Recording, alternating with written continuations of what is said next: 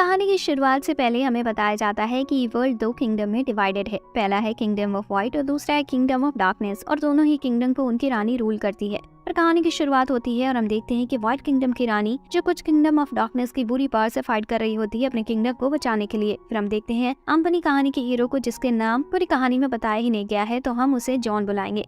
तो जॉन अपने विलेज के लोगों को बचाने के लिए तैयार हो रहा था, क्योंकि उसके विलेज पर कुछ मॉन्स्टर्स अटैक करने आ रहे थे। फिर कुछ आदमी जॉन को बच्चों को सेफ जगह पर ले जाने को कहते हैं और सारे आदमी उन मॉन्स्टर्स से फाइट करने का तय करते हैं। फिर हम देखते हैं जॉन सारे बच्चों को किसी सेफ जगह पर ले जा रहा था, लेकिन इतने में उसके सामने एक स्नेक मॉन्स्टर आ जाता है। जॉन उससे लड़ने की कोशिश करता है, लेकिन उस स्नेक मॉन्स्टर की स्किन इतनी ज्यादा हार्ड थी कि जॉन की स्वॉर्ड उसे कुछ नहीं कर पा रही थी। इसके बाद वो मॉन्स्टर सारे बच्चों को मारने लगता है जिन्हें जॉन बचा रहा था, लेकिन जॉन एक बच्ची को वहाँ से बचाकर भागने में कामयाब हो जाता है। लेकिन कुछ दूर जाने के बाद वो लड़की भी मर जाती है उस मॉन्स्टर की जहर से।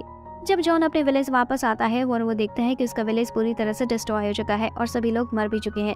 कई दिनों बाद जॉन के विलेज में आदमी जिसने आर्मर पहना था उसका नाम स्केर था। स्केर वहाँ जॉन से मिलता है और वो जॉन से पूछता है कि क्या यहाँ आसपास कोई विलेज है। तो जॉन उसका जवाब देता है कि इस जगह एक विलेज हुआ करता था, लेकिन उसे कुछ मॉन्स्टर्स ने मिटा दिया। तो स्केर जॉन से पूछता है कि वो क्या कर रहा है। तो जॉन उसे बताता है कि वो अपने विलेज वालों के लिए कब्र खोद रहा है। लेकिन तभी जॉन गिर जाता है क्योंकि वो कई दिनों से बिना कुछ खाए बस काम किए जा रहा था। तो स्केर उसे आराम करने को कहता है, लेकिन जॉन मना कर देता है और कहता है कि उसके पास आराम करने के लिए टाइम नहीं है। तो स्केर अपने पास एक ब्रेड निकालता है। जॉन तुरंत वो ब्रेड ले लेता है और खाने लगता है।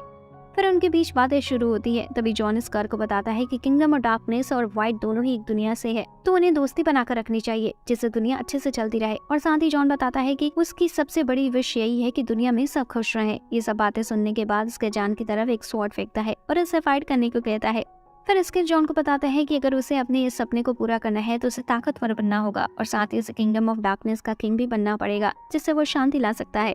फिर स्केर जॉन पर अटैक कर देता है। फाइट के दौरान जॉन स्केर की स्वॉर्ड को दूर गिराने में कामयाब हो जाता है, जिसके बाद स्केर नीचे गिर जाता है और जॉन को बताता है कि उसने भी किंग बनने के लिए किंग ऑफ डार्कनेस से फाइट की थी, लेकिन हार गया और बहुत बुरा इंजर्ड भी हुआ। स्केर मरने से पहले जॉन को अपनी स्वॉर्ड देता है और किंगडम ऑफ डार्कनेस में जाने को कहता है और एक आदमी वेल से मिलने को कहता है। जॉन इसकी बात मान लेता है और किंगडम के लिए निकल जाता है किंग बनने के लिए। दूसरी तरफ किंगडम ऑफ व्हाइट में हम देखते हैं कि रानी आयरिस कुछ डार्क इविल स्पिरिट से लड़ रही होती है। उन्हें मारने के लिए आयरिस पेरेंट टून नाम की जगह से पार लेती है और उन स्पिरिट पर अटैक करती है, लेकिन वह स्पिरिट फिर मॉन्स्टर का रूप ले लेती है, जिसके बाद वहाँ आर्मी कमांडर फ्यूज आता है जो उन मॉन्स्टर्स को मार देता है।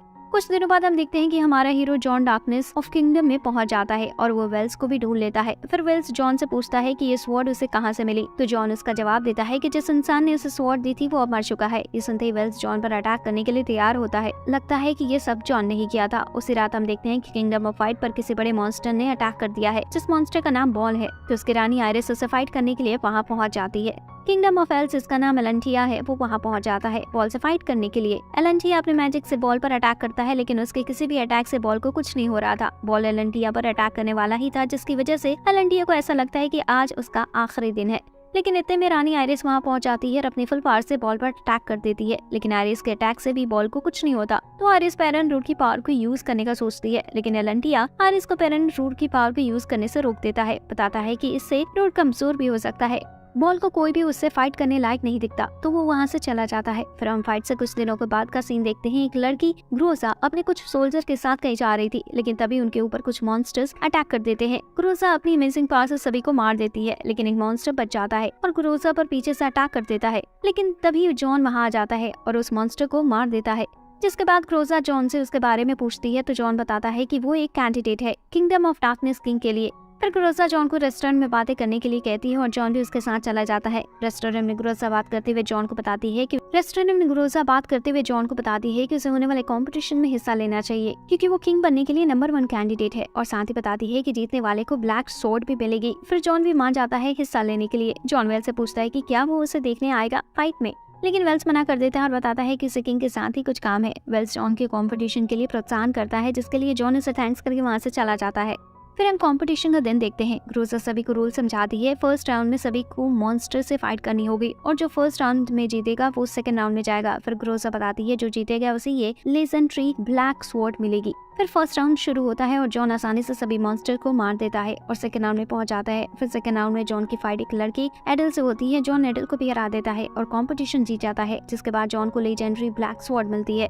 कंपटीशन के बाद जॉन वेल्स से मिलता है और वेल्स जॉन को कांग्रेट्स करता है जीतने की खुशी में। फिर वेल्स जॉन को एक बहुत जरूरी मिशन पर भेजता है जिसे सिर्फ प्रिंस ऑफ डार्कनेस से पूरा कर सकता है। वेल्स बताता है कि उसे एक लीडर क्वीन ऑफ व्हाइट तक पहुंचाना है, जिस मिशन में वो एडल को भी साथ ले जाता है। फिर हम देखते हैं जॉन और एडल एक मैजिक एयरशिप में बैठकर किंगडम ऑफ व्हाइट जाते हैं।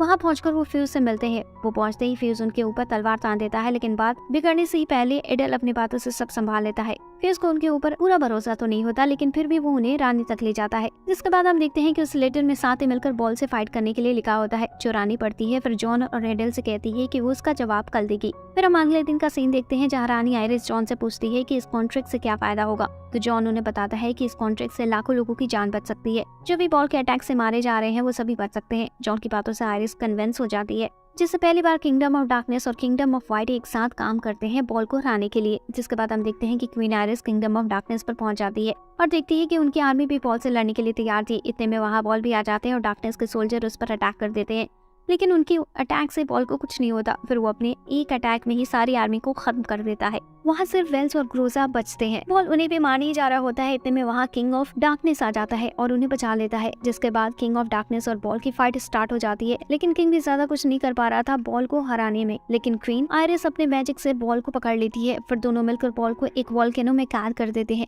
फाइट के बाद किंग ऑफ डार्कनेस के द्वारा ग्रोजा को भी भेजा जाता है उसके बीच का कॉन्ट्रैक्ट और बढ़ाने के लिए, जब तक ये दोनों की फाइट की वजह से नुकसान से निकल न जाए। लेकिन क्वीन आयरिस के सामने पहुंचते ही एडल कुछ अजीब लग रहा था और अचानक से वो आयरिस पर अटैक कर देता है, लेकिन जॉन आयरिस को बचाने के लिए एडल को काट देती है। जिसके बाद फिर जॉन को पकड़ लेता है आयरिस को मारने की साजिश के जुर्म में। ग्रोजा के पास कोई और रास्ता नहीं होता तो उसे जॉन को वहीं छोड़कर भागना पड़ता है। जेल में जॉन के पास एक व्हाइट कैट आती है और वो उसकी जेल से निकलने में मदद करती है। बाहर आकर वो व्हाइट कैट अपने असली रूप में आती है और हमें पता चलता है कि वो क्वीन आयरिस है। जिसके बाद वो दोनों एक दूसरे से वादा करते हैं कि वो इस दुनिया को अच्छी दुनिया बनाएंगे। आयरिस पर अटैक होने के कुछ दिन बाद व्हाइट किंगडम वॉर की घोषणा कर देता है, जिसके बाद फ्यूज आयरिस को आराम करने को कहता है ताकि वो अपना पावर वापस पा पाए जो उसने बॉल के साथ फाइट में खत्म कर दी थी। दूसरी तरफ हम देखते हैं कि जॉन वेल्स के साथ प्रैक्टिस कर रहा होता है वॉर के लिए।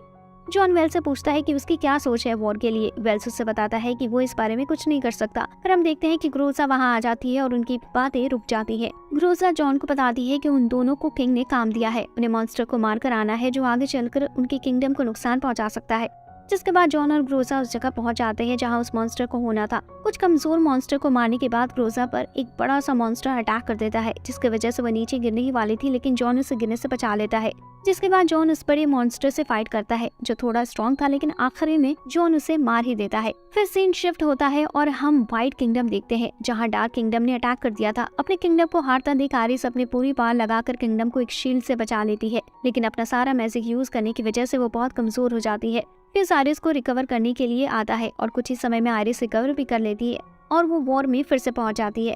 आयरिस किंग ऑफ डार्कनेस को देखती है। कुछ बात करने के बाद वो फाइट शुरू कर देते हैं। कुछ हद तक किंग ऑफ डार्कनेस ही जीत रहा होता है। दूसरी तरफ हम देखते हैं कि एडल पता नहीं कैसे वापस आ गया और अब वो जॉन का दुश्मन है। पर वो दोनों फाइट करते हैं और जॉन एडल से जीत जाता है। मरते हुए एडल बताता है कि ये किंग का आइडिया था जिससे वो जॉन को फाइट से दूर रख पाएगा और आयरिस को आसानी से मार पाएगा। ये सुनते ही जॉन व्हाइट किंगडम की तरफ से भागने लगता है, लेकिन बहुत लेट हो चुका था। आयरिस को जैसे ही लगता है कि वो किंग ऑफ डार्कनेस को नहीं हरा पाएगी तो वो पेरेंट रूट को सेल्फ डिस्ट्रक्ट मोड पर डाल देती है, जिसे वो अपना सेक्रीफाइस देकर किंग को हमेशा के लिए शील कर देती है। ऐसा करने की वजह से जॉन आसानी से किंग ऑफ डार्कनेस को हरा देता है और आयरिस को बचा लेता है। अगर आपको ऐसे ही अमेजिंग एनिमे देखते रहना है तो चैनल को सब्सक्राइब करना ना भूलें। Thanks for watching.